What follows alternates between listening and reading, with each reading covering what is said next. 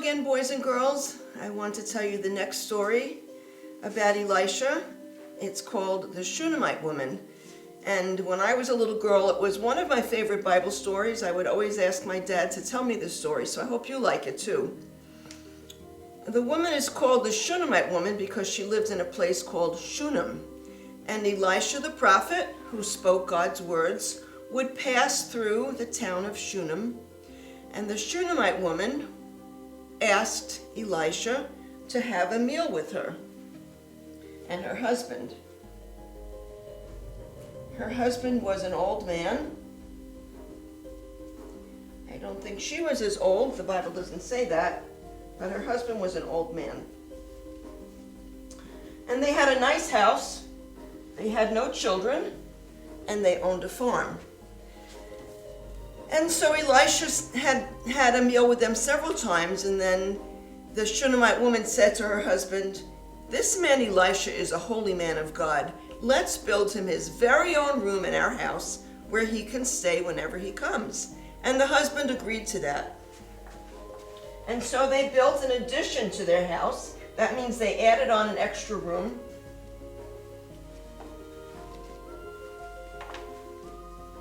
And in the room was a bed for Elisha to sleep in, and a table,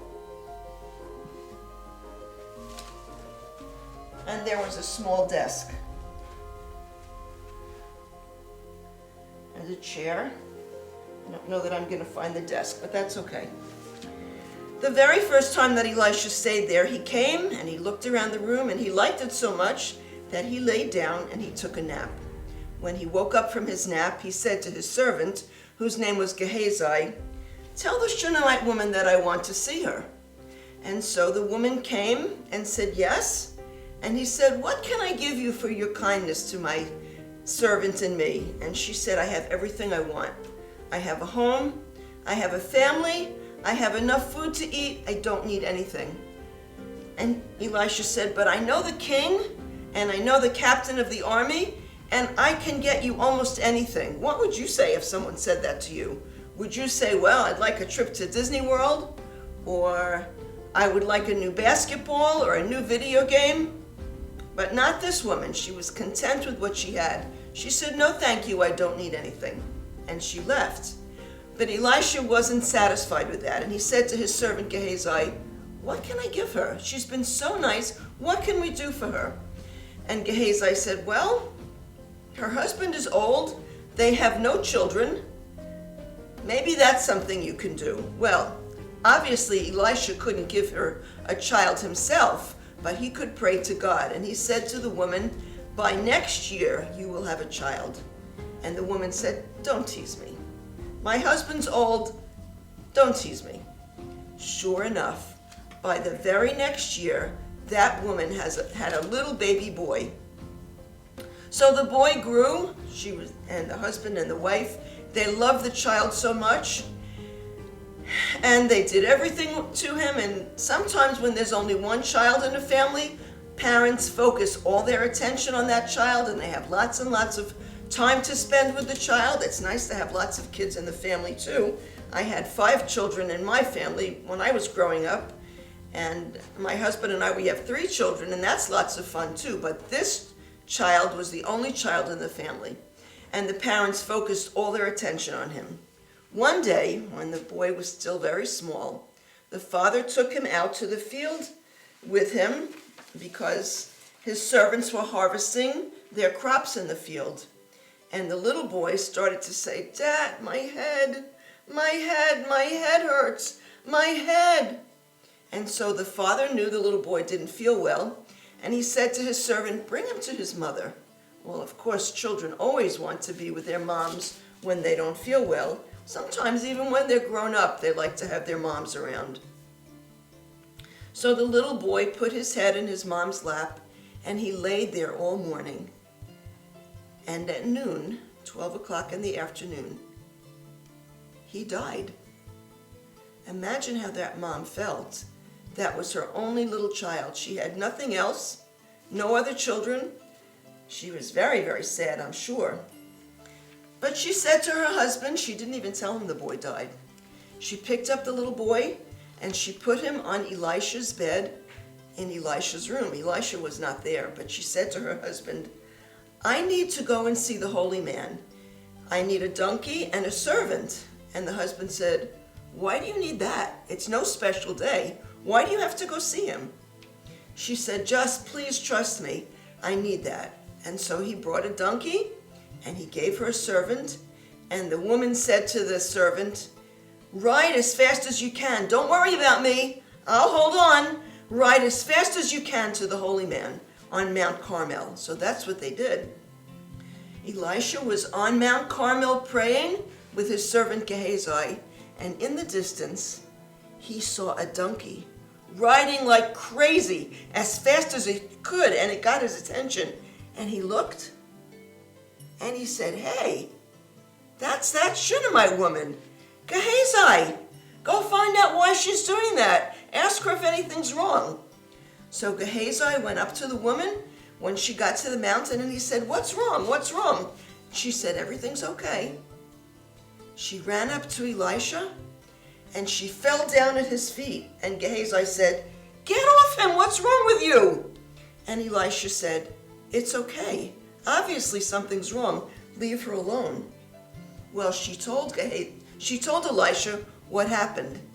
And Elisha said to his servant Gehazi, go to where the boy is.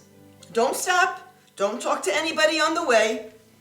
And lay my staff, which is kind of like a walking stick, across his face. And the woman said, you're not going anywhere without me. So she and Gehazi went as quickly as they could back to where the little boy laid on Elisha's bed. And so Gehazi went up to the boy and he took the staff and he laid it across the boy's face, and nothing happened. The little boy still wasn't alive. Soon after that, Elisha came and he said, leave us alone. He went into the room where the little boy was on the bed.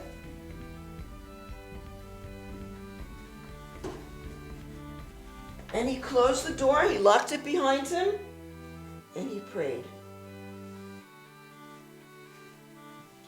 And then he got up, and he laid on top of the little boy. He put his hands on the little boy's hands, and he put his mouth on the little boy's mouth, and he put his eyes on the little boy's eyes. And the little boy's body started to get a little bit warm, but he still wasn't alive. So Elisha got up, and he prayed again. And then he laid down on top of the little boy, same thing. He put his hands on the little boy's hands, and his eyes on the little boy's eyes, and his mouth on the little boy's mouth. And the boy sneezed. He sneezed once, choo! He sneezed twice, achoo! And he sneezed 7 times. Then Elisha got up and he said to the mom, come in here, mama. Come give your little boy a hug. Now, can you imagine the kind of hug that mom gave to her little boy? Because he was alive again. When my children were small, sometimes I would hug them and I would squeeze them so tight that they would scream a little bit. And they would say, Mom, stop, stop. And I would say, I have to do that, meaning I love you so much that I have to hug you like that. Well, she hugged his boy, and then she fell to the ground, and she hugged the feet of Elisha. She was so grateful to Elisha, but don't forget, it was not Elisha that raised that boy from the dead. No, it was God's power in the prophet Elisha.